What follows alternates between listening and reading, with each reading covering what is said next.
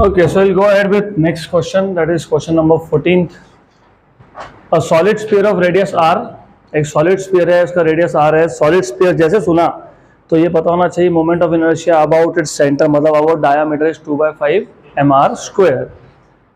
तो ये solid sphere का रेडियस r है, मास m है. आपको मोमेंट ऑफ इनर्शिया पूछा है of a solid sphere about an axis at a distance of r/2 from the centre. तो बेसिकली ऐसा है, ये सॉलिड स्फीयर है, तुमको पता है कि इसका अबाउट डायामीटर कितना, मतलब मोमेंट ऑफ इनर्शिया है, और आपको ये भी पता है कि यहाँ से यहाँ तक का डिस्टेंस कितना होता है, r. आपको बोला है h = r/2, मतलब आपको इस एक्सिस के अबाउट पूछा है moment of inertia. Let us से पासिंग थ्रू पॉइंट O, ये सेंटर हो गया. गुड. तो h = कितना बोला हुआ है, r/2. तो मुझे बताओ, क्या बताओगे, how to find out moment of inertia. Parallel axis theorem. तो moment of inertia about O = IC plus mh². IC is 2/5 mr² plus h is r/2 का स्क्वायर. तो 2/5 mr² plus mr²/4, right. 8 + 5 13 mr² है ना. 8 + 5 upon 20, तो 13 mr²/20. Option number C. Done, खत्म. Next question, question number 15th. A solid sphere of mass capital M and radius r is rotating about its diameter. Solid sphere rotating about diameter मतलब 2/5 mr². A solid cylinder, अभी sphere से cylinder हो गया, of same mass, mass same है and same radius, is also rotating about its geometrical axis with angular speed twice that of sphere. तो जो cylinder है, solid cylinder is like a uniform disc, उसका mass radius same है, it is rotating about its geometrical axis, मतलब axis passing through centre, लेकिन जो speed है double है, double. Ratio of their kinetic energies of rotation will be. तो ratio of kinetic energy of rotation will be, सबसे पहले पता होना चाहिए काइनेटिक एनर्जी ऑफ रोटेशन का फॉर्मूला होता है ½ I⍵². इसका मतलब काइनेटिक एनर्जी डिपेंड करता है I⍵² पे. पहला बॉडी स्फीयर था, दूसरा बॉडी डिस्क था, क्योंकि सॉलिड सिलेंडर क्या होता है, डिस्क होता है. तो K1/K2 मतलब स्फीयर बाय सिलेंडर, उन्होंने स्फीयर बाय सिलेंडर ही पूछा है, तो sphere by cylinder is equal to I1/I2 ω1/ω2 का स्क्वायर. स्फीयर का इनर्शिया कितना होता है, 2/5 mr². डिस्क का मतलब सॉलिड सिलेंडर कितना होता है, mr²/2.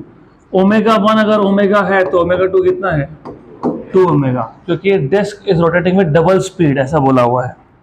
Solid cylinder is rotating with double speed, twice of the sphere. Cancel cancel cancel cancel, ठीक. ये 5 नीचे आ गया, ये 2 × 2 4 हो गया, और ये भी 1/4 हो गया, तो कितना आएगा, 1/5. 1/5 option B.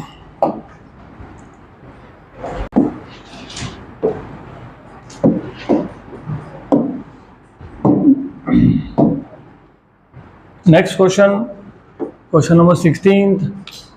When a bob of mass m moves in a horizontal circle of radius r with uniform speed v having length of string L describes a cone of semi-vertical angle theta, मतलब conical pendulum. कौन है ये, conical pendulum है. अगर याद होगा, conical pendulum में एक बॉब होता है एक स्ट्रिंग पे, it performs horizontal circles और एंगल बनता है, semi-vertical एंगल बनता है theta. The centripetal force acting on the bob is given by, ये भी सिंपल है, वेरी सिंपल.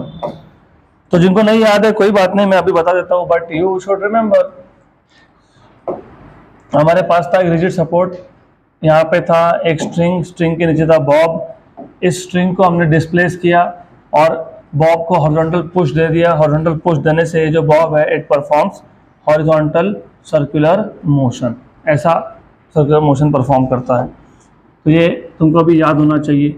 ये एंगल है थीटा, और अगर मैं इसको ऐसा एक्सटेंड करता हूँ तो ये आ जाता है आपका वेट mg, और अगर ये थीटा है तो ये भी क्या है, थीटा है, और टेंशन होता है along the towards the point of suspension. तो ये हो जाता है आपका t cos थीटा, और यहाँ पे आता है आपका t sin थीटा, बराबर, गुड। तो सेंट्रीपिटल फोर्स कौन प्रोवाइड कर रहा है, टी साइन थीटा। तो टी साइन थीटा प्रोवाइड करता है m v square by r, या फिर एम आर ओमेगा स्क्वायर, या फिर एम वी ओमेगा। तुमको पूछा है सेंट्रीपिटल फोर्स, तो सेंट्रीपिटल फोर्स तुम m v square by r, m r omega square या एम वी ओमेगा में से क्या लोगे, वो डिपेंड करता है ऑप्शंस के ऊपर, ठीक है। अगर मैं m v square by r लिखता हूँ, देख लो यहाँ पे कहीं पे भी तुमको v दिख रहा है क्या, नहीं दिख रहा है, नहीं दिख रहा है ना, तो एम आर ओमेगा स्क्वायर भी लिख सकते हो तुम, एम आर दिख रहा है हमको, यस, गुड। तो इसके आगे क्या करेंगे,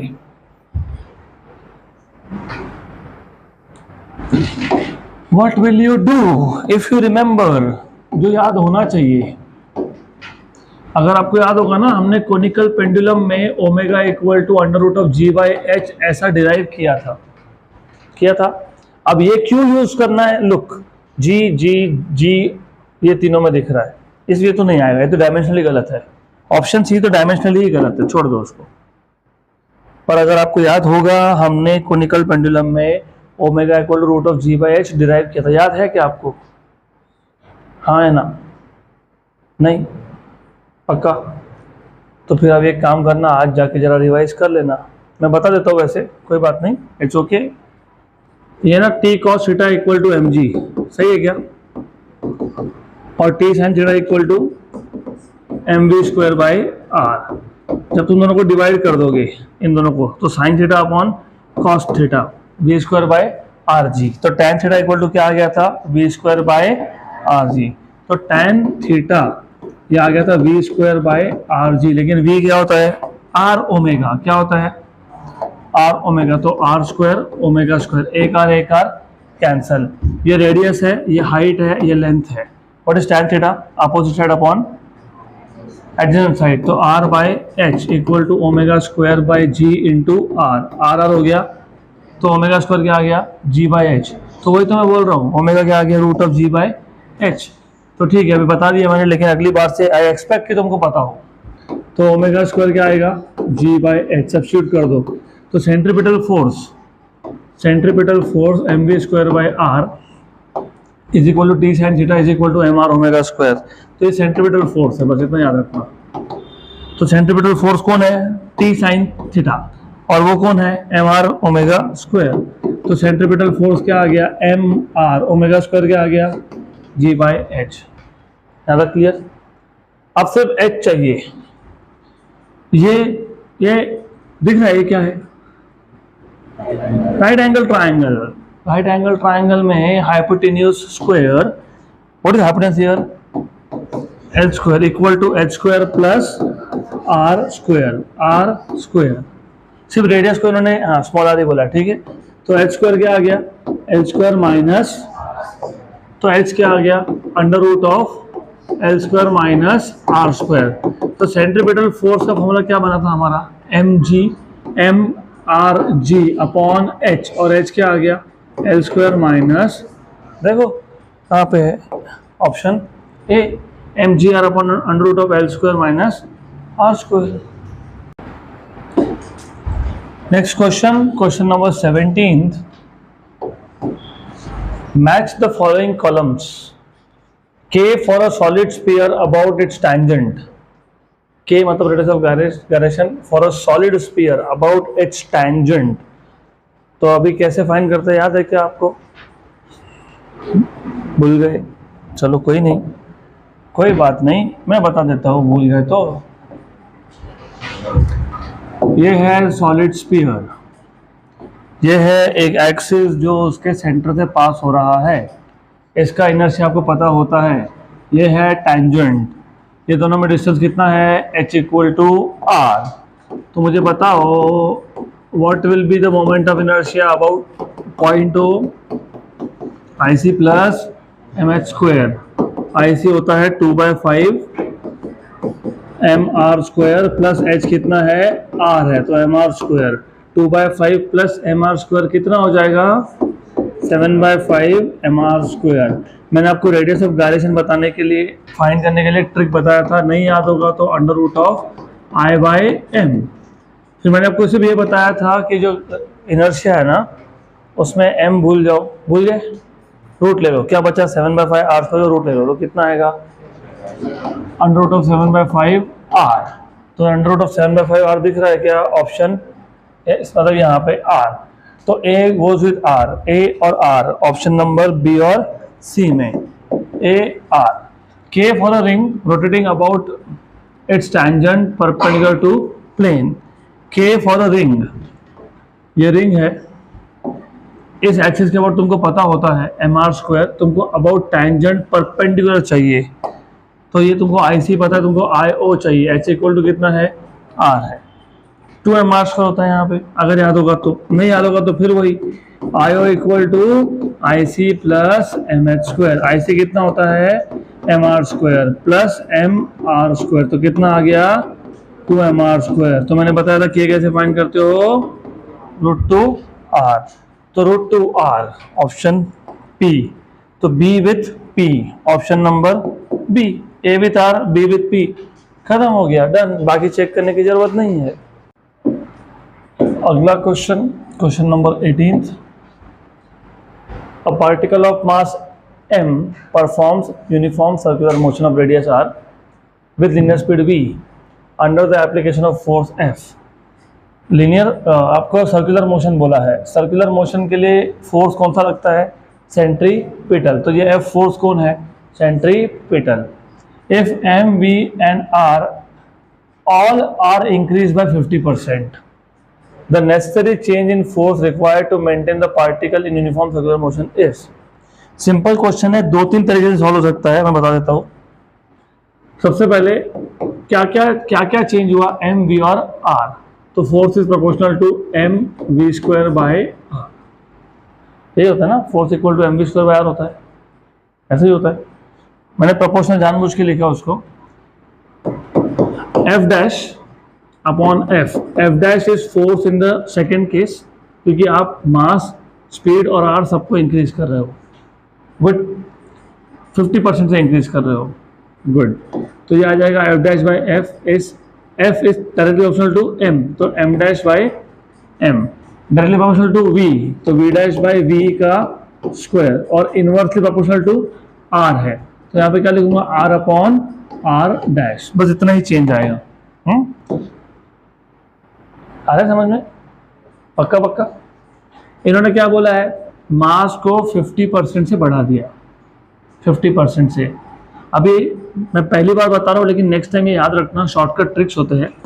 50% से बढ़ाना मतलब initial mass plus 50% of initial mass, 50% मतलब 50/100, 50/100 कितना होता है 1/2, मतलब कितना होता है 0.5, तो m प्लस 0.5 m मतलब कितना हो गया 1.5 m, आ गया ध्यान में। तो 10% से बढ़ाना मतलब न्यू मास इज 1.1 m, 20% से बढ़ाना मतलब 1.2 m, 50% से बढ़ाना मतलब 1.5 m, 60% से बढ़ाना मतलब 1.6, 6% से बढ़ाना मतलब 1.06 m, 5% से बढ़ाना मतलब 1.05 m, 75% से बढ़ाना मतलब 1.75 m, ये याद रखो। अब अगर ये पता होता तो देखो क्वेश्चन फास्ट कैसे सॉल्व होते हैं, और थोड़ा सा स्पीड हमको बढ़ाना पड़ेगा। पहले मैंने बहुत स्लो रखा क्योंकि most of you were new for CET. अब ऐसा क्यों करना पड़ता है, रेशो दिख रहा है तुमको, सब रेशो है। तो अगर मुझे ये समझ में आ गया कि 50% से बढ़ाया मतलब new mass is 1.5 of initial mass, तो मुझे यहीं से समझ में आ गया कि new mass upon initial mass is 1.5, 1.5, तो m डैश बाई m कितना आ जाएगा 1.5 आएगा कि नहीं 1.5, यस। सिमिलरली स्पीड भी कितने परसेंट से बढ़ाया था 50%, तो v डैश कितना आएगा 1.5 v, और रेडियस भी कितने परसेंट से बढ़ाया था, तो 1.5 r, तो f dash by F equal to m dash by m कितना आ गया 1.5, v डैश बाई v कितना आ गया 1.5, इसका क्या करेंगे square, r by r dash, r by r dash, r by r dash 1/1.5, तो कैंसल कैंसल, 1.5 का स्क्वायर कितना होता है, कितना होता है, हाँ 2.25, बराबर बराबर, तो कितने परसेंट से बढ़ा, कितने परसेंट से बढ़ा 220, गलत बता रहे हो, इसको कैसा लिखेंगे, इसको ऐसा लिखेंगे कि नहीं लिखेंगे, लिखेंगे ना ऐसा, जब तुमने यहां पे बोल दिया new mass is original plus 50% of original, तो F dash equal to F plus 1.25 F, बराबर, ये तो पहले से था ना, अभी कितना बढ़ा 1.25, 125% बढ़ा, कितना बढ़ा 125%, तो पहले इनको अलग करो तो आंसर क्या आएगा 125। चलो मैं तुमको थोड़ा सा और बता देता हूँ, थोड़ा ध्यान दो, पहले स्पीड v था, अभी 20% से बढ़ गया, तो क्या आया v2 equal to 1.2 times of v1, अब 20% से बढ़ा, ऐसा क्यों लिखा, क्योंकि मैं इसको लिख सकता था 1 प्लस 0.2 v1, मतलब क्या लिख सकता था मैं v1 प्लस 0.2 टाइम्स ऑफ 0.2 मतलब 20%, हाँ कि ना, यस और नो। अब एक बार बताओ 100% से बढ़ गया, 100% मतलब डबल हो गया ना, तो पहले v1 था, अभी और v1 से बढ़ गया, तो डबल हो गया ना, 125% से बढ़ गया, तो क्या लिखूंगा 2.25 v1, मतलब 1 प्लस 1.25 v1, सही है, तो कितना हो गया v1 प्लस 1.25, 1.25 मतलब कितना परसेंट 125%, तो तुमको भी तो क्वेश्चन में वही लिख के दिया है ना, अभी जो आंसर आया तुम्हारा फाइनल आंसर क्या आया 2.25, इसमें 1 अलग कर लो, कितना बचा 1.25, तो कितना इंक्रीज है 125, option C. Next question 19th, a road is 10 meter wide, its radius of curvature is 50 meter, the outer edge is above the inner edge by a distance of 1.5 meter, देखो outer as above the inner as मतलब height, और height सिर्फ 1.5 है और width कितना है 10 metre का, this road is most suited for velocity of, तो बेसिकली अगर तुमको ये जो क्वेश्चन है, अगर ये क्वेश्चन तुमको अच्छे से नहीं समझ में आ रहा है, समझने से वैसे कुछ है नहीं, सिंपल क्वेश्चन है, ये रोड था, ये रोड के आउटर एज को थोड़ा सा ऊपर उठा लिया तो हो गया बैंकिंग, बैंकिंग हो गया, अब ये तुमको पता है, इसको तुम बोलते हो h, इसको तुम बोलते हो s, राइट, इसको भी तुम बोल सकते हो s, लेकिन मैंने तुमको बताया था कि साइन थीटा और कॉस थीटा सेम का होता है, याद आ रहा है, नहीं याद आया तो बता देता हूं मैं, देखो ये थीटा है, तो tan theta is opposite side upon adjacent side, और sine theta is opposite side upon hypotenuse, ये दोनों सेम शेप होते हैं जब ये एंगल छोटा हो, और ये एंगल छोटा है कैसे समझा हमको, हाइट कितना बोला है 1.5 और रोड का विड्थ कितना है 10, तो 1.5 इज वेरी लेस देन 10। कभी कभी क्या होता है ना, कभी कभी रोड ऐसा दिया होता है और बैंकिंग बहुत ज़्यादा किया होता है, तो इस केस में ना, इस केस में tan थीटा और sin थीटा की वैल्यू सेम नहीं आती, तो वो याद रखना, वो डिपेंड करता है क्वेश्चन टू क्वेश्चन, और अगर आपको याद होगा हमने मोस्ट सेफ स्पीड निकाला था under root of are g tan theta, तो under root of are g tan theta क्या है यहाँ से opposite upon h by S, radius कितना दिया हुआ है 50, जी की वैल्यू कितनी लेंगे 10, हाइट कितना है 1.5, एस कितना है 10, 10 और 10 हो गया 50 इंटू 1.5 75, 75 मतलब 25 इंटू 3 मतलब कितना 5√3, 5√3 मतलब कितना, √3 की वैल्यू कितनी होती है 1.7, बहुत सफिशिएंट है 1.7 into 5, what is 1.7 into 5, 17 into 5 8.5 metre per second, option number B, तो it is option number B,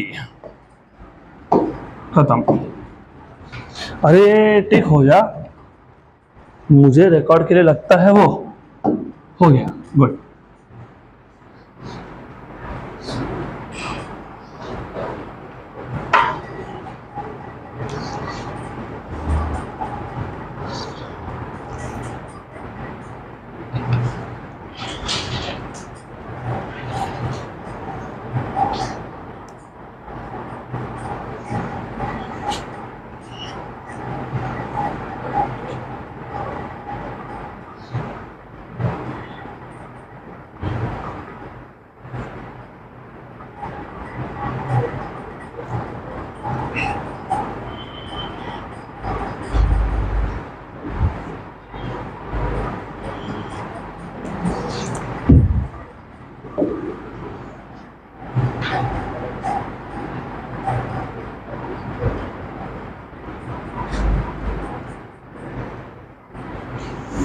solve हो गया।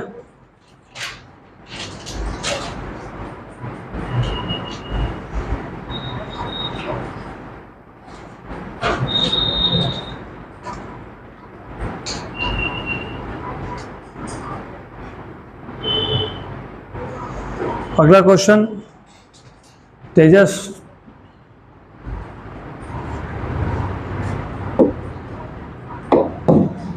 नेक्स्ट क्वेश्चन नंबर 20, और वेटलेस थ्रेड मतलब जिसका खुद का वेट नहीं है, can bear tension up to 3.7 kilogram weight, तो maximum tension is 3.7 kgWT।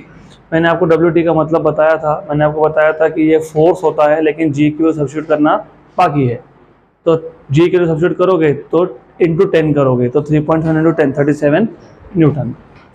A stone of mass 500 gram is tied to its one of the ends and revolved in circular path of radius 4 metre in vertical plane।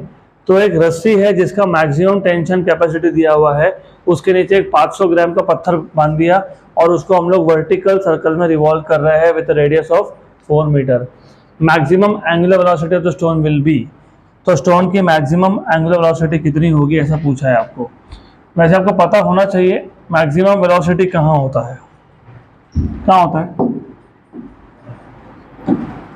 आपको याद है, vertical circular motion, B point, A point और C point. B पे कितना होता है speed, √5rg। आपको क्या पूछा है, आपको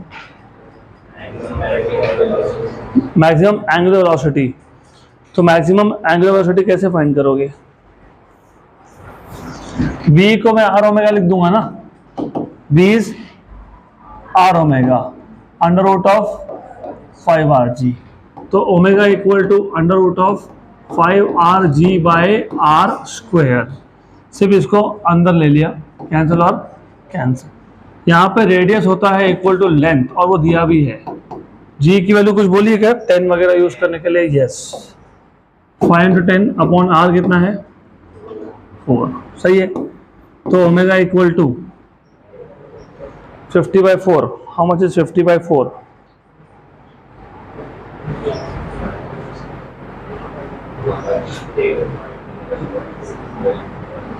50/4 12.5 का रूट, ऐसा तो कोई आंसर में नहीं है, तो ठीक है नहीं बताता हूँ मैं गलती कहाँ होगी, बताता हूँ आपको। मैंने आपको बोला था कि ये डायरेक्टली नहीं यूज करना। डायरेक्टली क्यों नहीं यूज करना, क्योंकि ये जो √5rg था वो कब आया था, जब तुमने ए पे टेंशन 0 लिया था ना ऐसा। यहाँ पे बोला है क्या हाईएस्ट पॉइंट पे टेंशन 0 है, नहीं बोला ना, तो यहाँ पे वापस कैलकुलेट करना पड़ेगा आपको। कैसे करोगे, लोवेस्ट पॉइंट पे, ये तो पक्का है कि लोवेस्ट पॉइंट पे स्पीड मैक्सिमम होता है, इसमें तो कोई कंफ्यूजन होना ही नहीं चाहिए। मैक्सिमम स्पीड कहाँ होता है? लोवेस्ट पे। लोवेस्ट पे फोर्स mg होता है नीचे और टेंशन होता है ऊपर। तो टेंशन माइनस mg क्या देता है? Centripetal force. वो क्या होता है?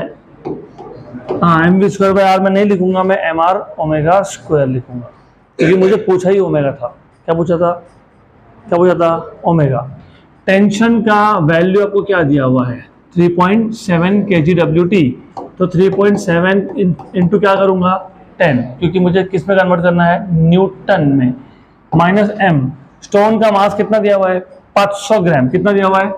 500 ग्राम। तो 0.5 किलोग्राम इंटू क्या करेंगे? 10। 500 ग्राम मतलब आधा किलोग्राम मतलब 0.5। ये m हो गया और g, m r omega square. M r omega square. Mass कितना है? 0.5। रेडियस कितना है? 4 ओमेगा स्क्वायर। गुड।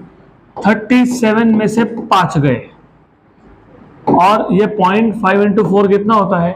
2। तो 32 इक्वल टू 2 ओमेगा स्क्वायर। 1 जा एंड 16 जा। ओमेगा स्क्वायर कितना आ गया? 16। तो ओमेगा कितना आ गया? 4। तो 4 आ गया। यस। तो व्हाट हैव यू लर्नड? मैंने इसके लिए तुमको पहले गलती करके बताया था कि एग्जाम में मत करो। जब तक टेंशन एट हाईएस्ट पॉइंट 0 नहीं बोला हो तब तक लोवेस्ट पॉइंट पे under root of 5 rg use नहीं करना होता है। गुड। अगला question, question number 21। The radius of gyration of a solid sphere of radius r and mass m about its diameter. अब ये क्वेश्चन मेरे को डायरेक्टली सॉल्व करके बताओगे। सॉलिड स्फीयर का moment of inertia about diameter क्या होता है? 2/5 mr स्क्वायर। मैंने ट्रिक क्या बताया था gyration, radius of gyration find करने के लिए? m भूल जाओ, क्या बचा? 2/5 r स्क्वायर। उसका क्या लोगे? रूट। तो क्या आया? Under root of 2/5 r। ये हो गया अबाउट डायमीटर। फाइन। अब about a tangent, about a tangent of a solid sphere is kt। About a tangent अभी तो देखा था।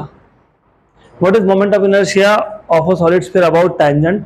2/5 mr square plus mr square. तो कितना आ गया? 7/5 mr स्क्वायर। m भूल जाओ, 7/5 r। इन दोनों का रेशो टेंजेंट टू डायमीटर का। तो टेंजेंट का गायरेशन तुमने बताया, टेंजेंट का अंडर रूट ऑफ और डायमीटर का 2/5 r। इन दोनों का रेशो ले लो ना, फिर इन दोनों का रेशो लोगे, आर आर हो जाएगा, 5 हो जाएगा। तो क्या बचेगा? Under root of 7/2। 7/2 raise to half. Option number C.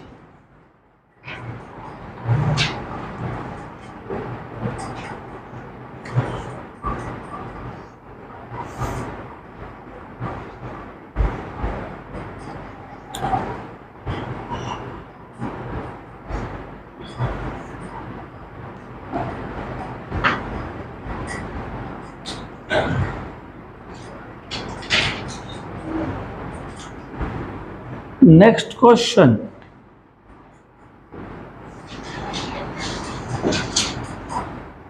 A body is just revolve in vertical circle. Just revolve मतलब highest point पे tension 0. तो body is just revolve in vertical circle of radius r. When the body is at the highest point, the string breaks. Highest point पे string break हो गया. The horizontal distance covered by the body after the string breaks is, अरे रे क्या पूछा है? Horizontal distance covered by the body after the string breaks is। क्या करेंगे बताइए? बताओ बताओ। अच्छा क्वेश्चन है, वेरी गुड। सिर्फ सॉल्व कैसे करोगे बता दो। 22 ना? हाँ ठीक है, बताओ बताओ बताओ। देखो ऐसा है, तो ऐसा हो रहा था और हाईएस्ट पॉइंट पे आके इधर आके स्ट्रिंग टूट गया। टूट गया, वेरी गुड। तो कितना डिस्टेंस ट्रेवल करेगा हॉरिजॉन्टल डायरेक्शन में? सिंपल है, सिंपल।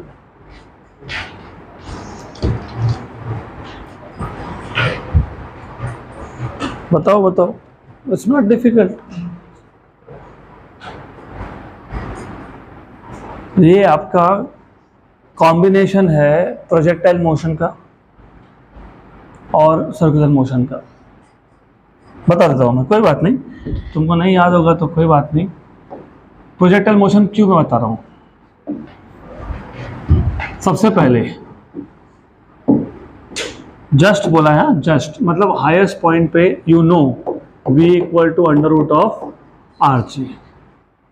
अब जब हाईएस्ट पॉइंट पे रस्सी टूट गया तो ये ऐसा जाएगा कि नहीं?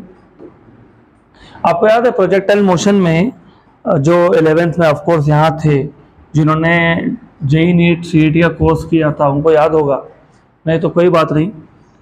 प्रोजेक्टाइल मोशन 3 टाइप के होते हैं।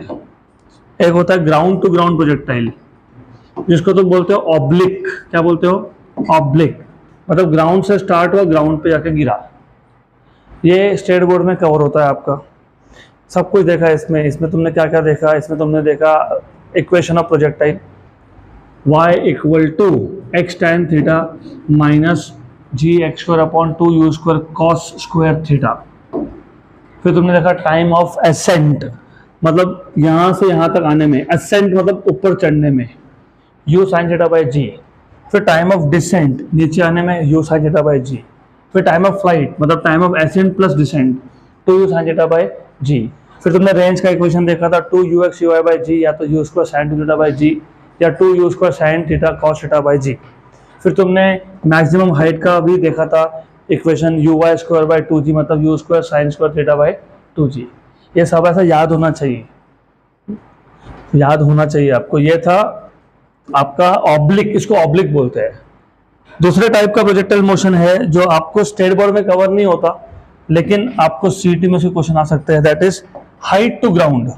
हाइट टू ग्राउंड मतलब बेसिकली देखो ऐसा है, ये ग्राउंड है, यहाँ पे एक बिल्डिंग है, बिल्डिंग के ऊपर एक छोटा सा बॉल है, ऑब्जेक्ट है, मतलब इस ऑब्जेक्ट को यहाँ से ऐसा धक्का दे दिया, धक्का दे दिया उसको, धक्का, वो ऐसा आके गिरा। ये होता है रेंज, हॉरिजॉन्टल रेंज। और यहाँ पे एसेंट तो है ही नहीं ना, सिर्फ क्या है? डिसेंट है। तो यहाँ पे टाइम ऑफ फ्लाइट होता है टाइम टेकन फॉर डिसेंट।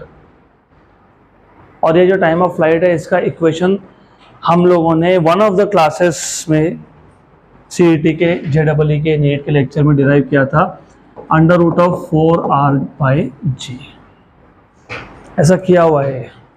तो कोई बात नहीं, नहीं तो फिर कर लेना, कोई दिक्कत नहीं है। अब बता देता हूँ मैं आपको। तो आपको क्या पूछा है? स्ट्रिंग टूटने के बाद कितना हॉरिजॉन्टल डिस्टेंस ट्रैवल होगा, मतलब क्या पूछा है? x, you know s equal to u t plus 1/2 AT square. s equal to u t plus 1/2 AT square.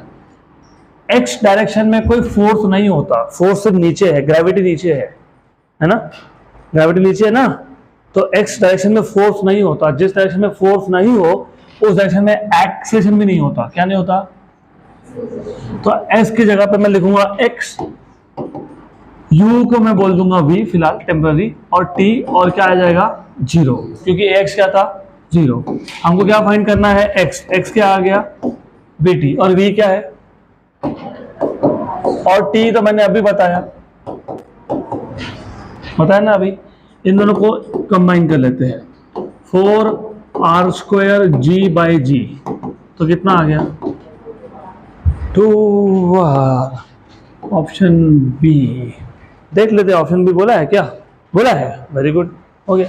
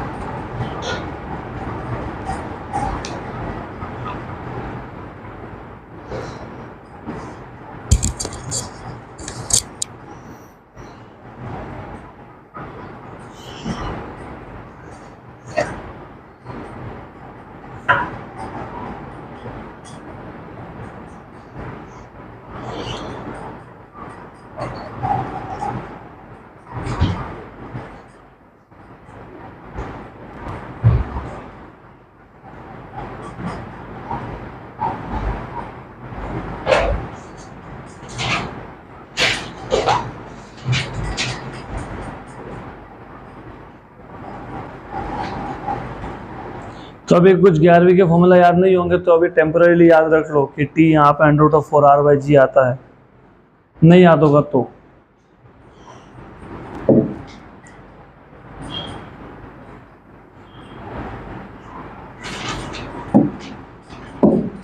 Next question 23। A particle moves along a circle of radius r with constant tangential acceleration.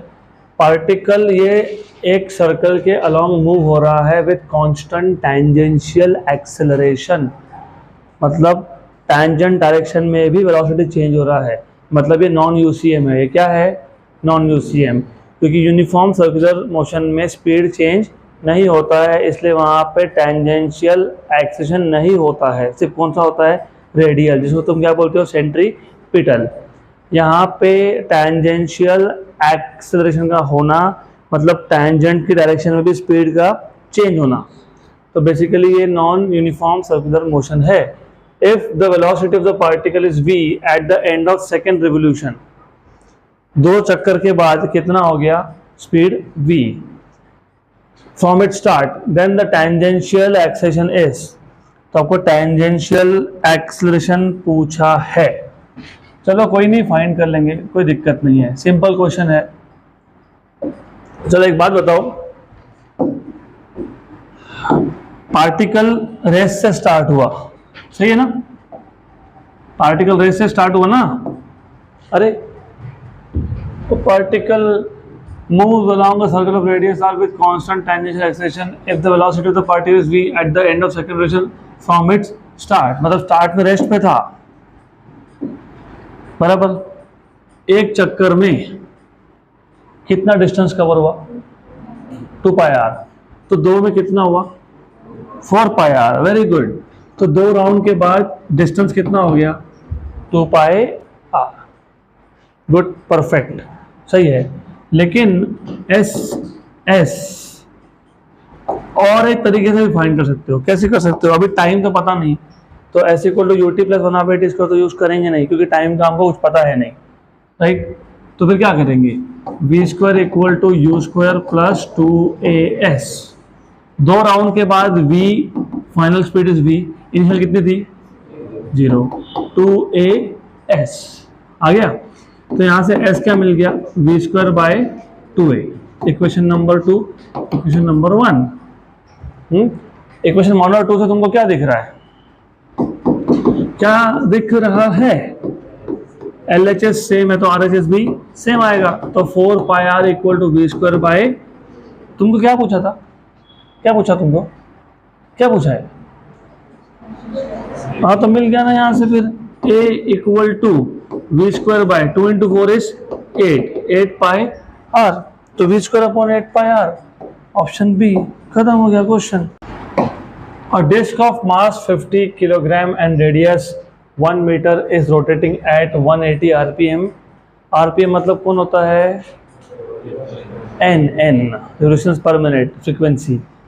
The torque required to rotate the disk in opposite direction with same speed in 24 seconds is। हमारे पास एक disc है जिसका मास दिया है, जिसका radius दिया है, जिसका आपको इनिशियल स्पीड दिया हुआ है। अब ऐसा बोला है कि torque required to rotate the disc in opposite direction. पहले अगर क्लॉकवाइज रोटेट हो रहा था तो अभी एंटी क्लॉकवाइज रोटेट करना है सेम स्पीड के साथ, लेकिन 24 सेकेंड में करना है। तो कितना टॉर्क लगने वाला है? तो कैसे करेंगे? देखो अभी ऐसा है, याद होगा आपको टॉर्क होता है I अल्फा, याद है? पक्का? श्योर 100%? लॉक कर दे, लॉक।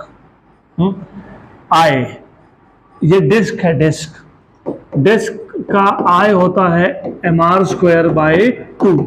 m कितना दिया है? 50। रेडियस कितना दिया हुआ है? 1, मतलब कितना हो गया? 25। अगर अल्फा मिल गया तो काम हो गया। अल्फा क्या होता है? Omega final minus omega initial upon T, सही है?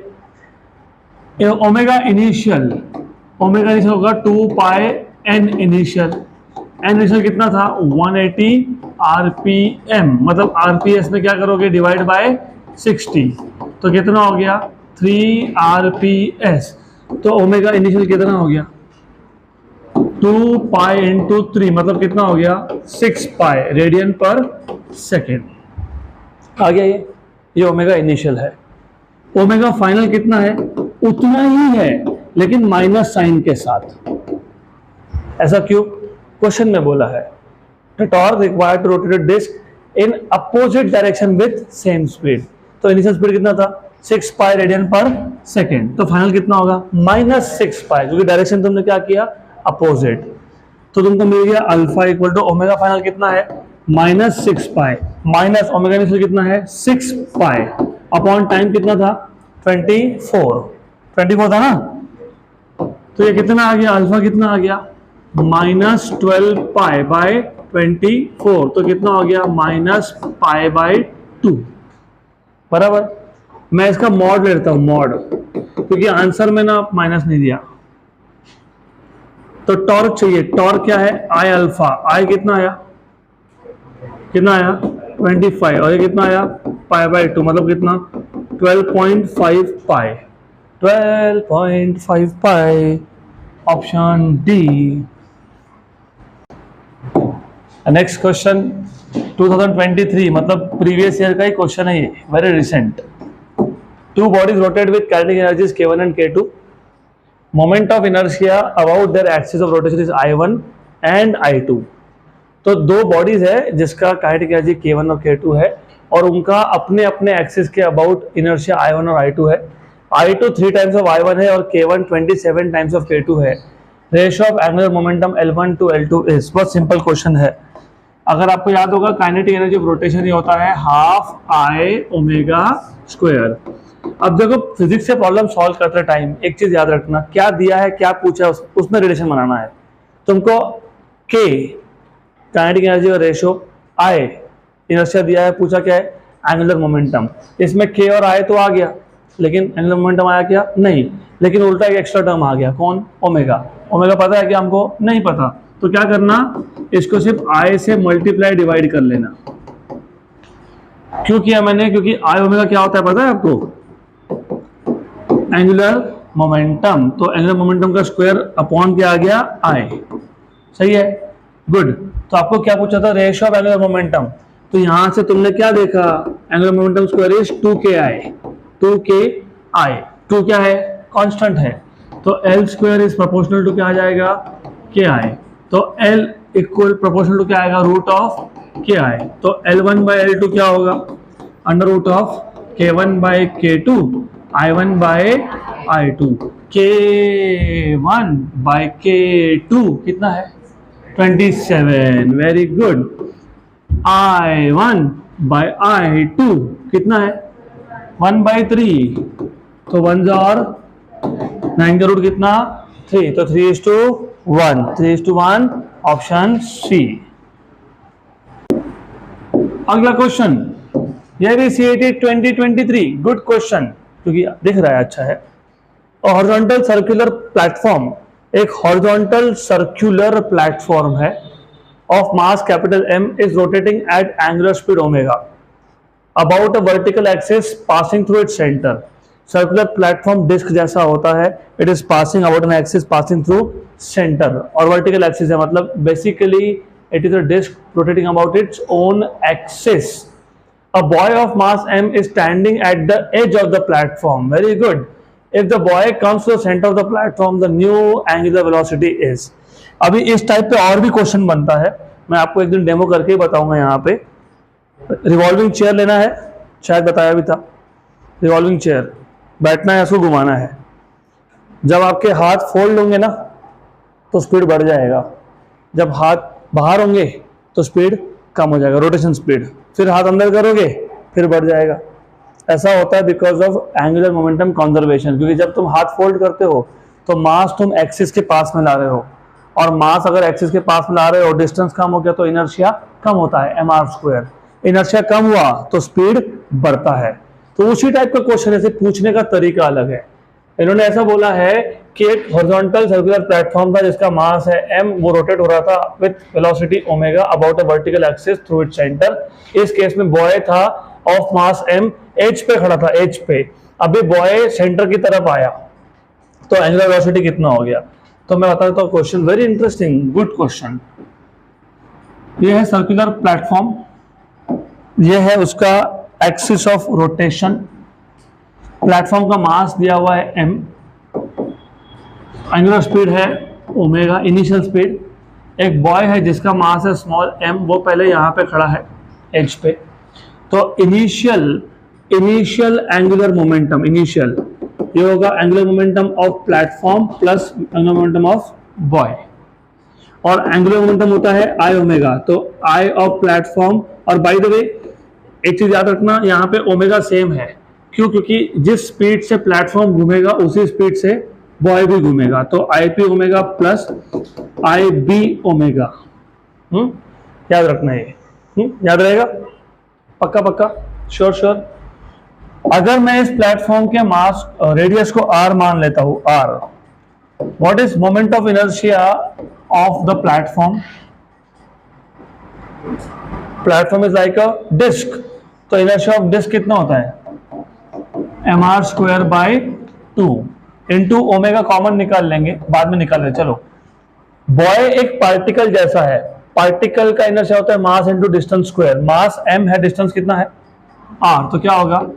mr square omega. ठीक है, कितना आ गया ये? हाफ प्लस 1 कितना आ गया? 3/2 mr स्क्वायर ओमेगा। ये इनिशियल हो गया।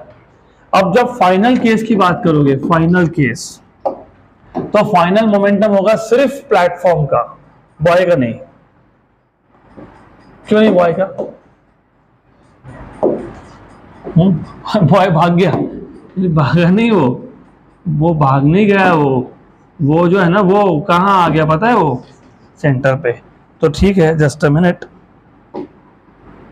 ओके, तो बॉय अभी आ गया सेंटर पे, और वो सेंटर पे आ गया तो उसका डिस्टेंस एक्सिस से कितना हो गया? 0, और अगर डिस्टेंस 0 तो इनर्शिया कितना है? 0।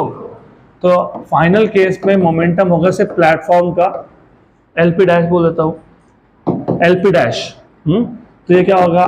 IP डैश ओमेगा डैश, फिर ओमेगा डैश फाइनल स्पीड।